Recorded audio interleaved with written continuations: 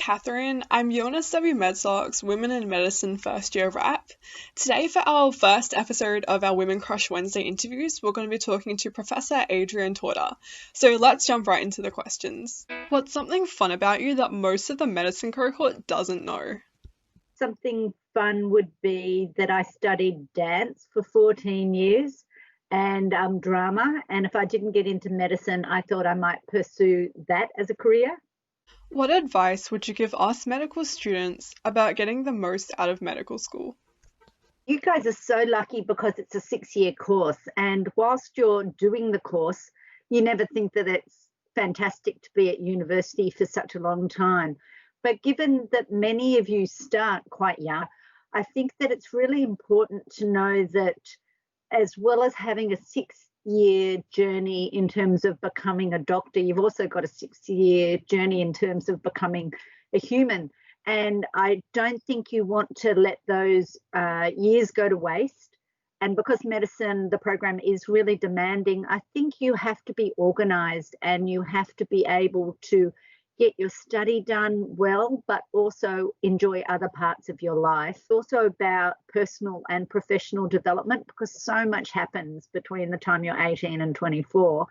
And I think that you should try and make sure that, as well as getting the most out of the opportunities that we provide for you, you make friends, you go places, you pursue other hobbies as well, because once you become a doctor, it's really, really hard to find the time that you have when you're at medical school. Really taking the opportunity to make sure that you pursue your interests whilst you're at medical school is super important. Who are some mentors you've had? How did you find them? And what impact did they have on you? I'm actually fourth generation doctor. So I suppose my father would have been one of my mentors, even though he didn't really want me to become a doctor. He actually thought the lifestyle was so tough that he would have loved me to be a dancer or an actor or a journalist, but I decided to become a doctor. So he was one of the mentors I had, and he was actually a really hardworking intensivist and also an academic, so I had no hope.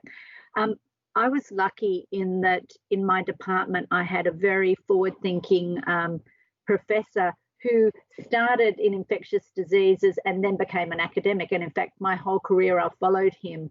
And he was incredibly open to supporting me in any way he could. I've even gone for job interviews about 6 or 7 months pregnant, which now might not be so much of an issue.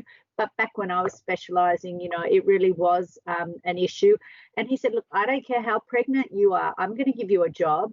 And that was really lovely. And I actually had 4 children during my specialist training and my PhD and was supported by him throughout them. So he was one.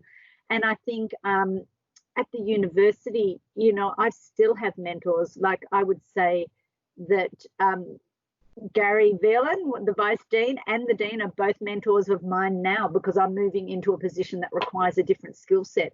And I'm constantly going to them with problems and needing support and needing advice. It's interesting. I haven't had many female role models, and I think that's just the nature of medicine. When I was doing it, there weren't many females in positions of leadership.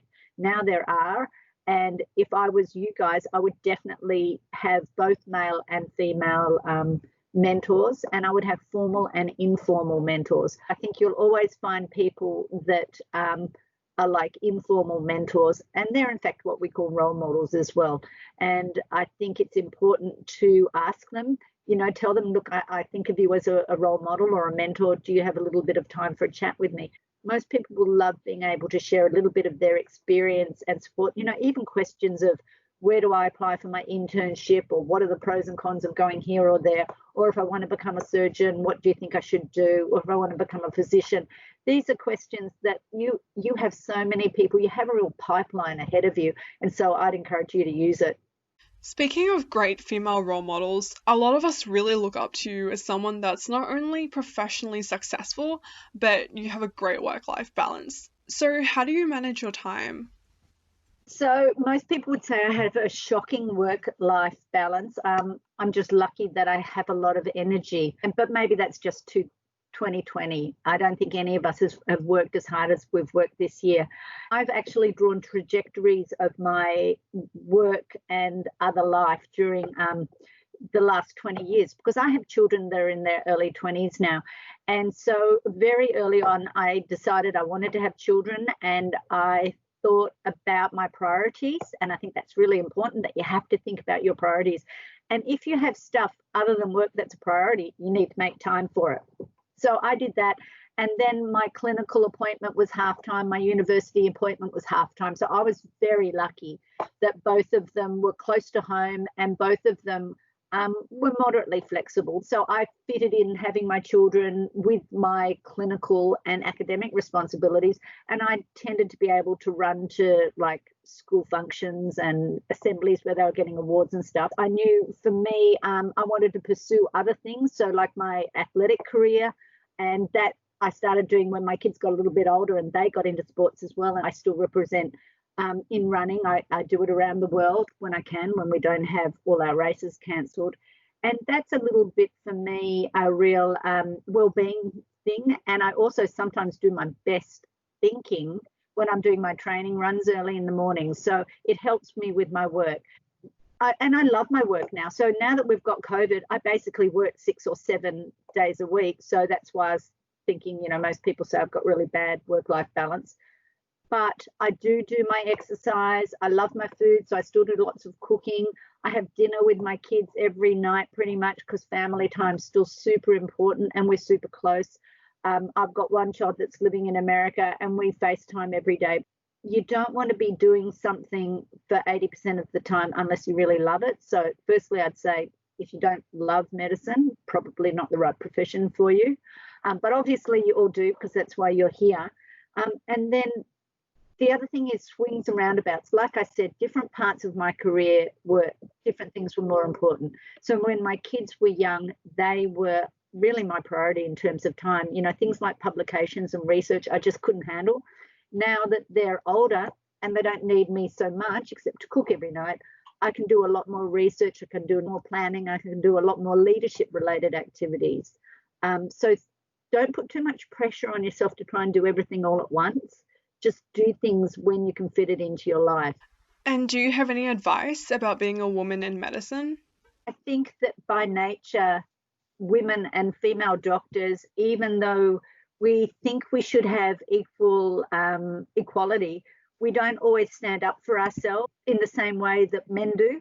And I think we see that even in applications for jobs and for promotion, because I think that's still one of the biggest differences that I see between, say, male and female doctors, is that doctors will put themselves forward for a job even if they're only got 70% of the qualifications, whereas women will often not put themselves ahead even if they have 100% of the requirements, because they'll see themselves as 80% or whatever. I think it's really important to be able to speak to your strengths. I could never have done it, when I was a medical student, because I would have been too shy or too humble or whatever. And I just think that you need to be able to believe in yourself. And if you know that you want to go for a job or you want to do something, really embrace it and go for it. To make things change, we need to get women moving, and we need to create a safe kind of pipeline for them. So that would be my only other piece of advice.